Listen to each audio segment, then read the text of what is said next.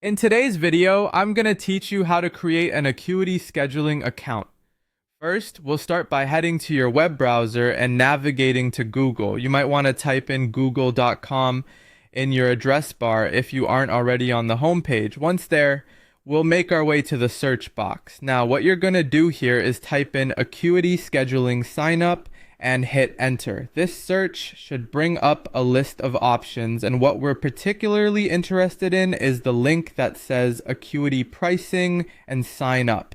So go ahead and click on that. Once you've clicked through, you'll arrive at the Acuity Scheduling page, which introduces you to various plans.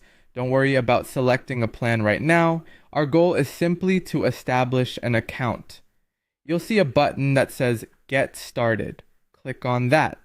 This should direct you to a new page that prompts you to continue with Google. So you'll want to click on Continue with Google. Now at this point, you'll be required to choose your Google account. If you're already logged into your Google account on your browser, then your account should pop up. Select the account you'd like to associate with your Acuity Scheduling account. Once you've selected your Google account, you'll be taken to a screen that requests confirmation to proceed. This is a standard procedure to ensure that Google is linking the correct account safely. There should be a button that says Continue to confirm. So go ahead and click on that, and there you have it.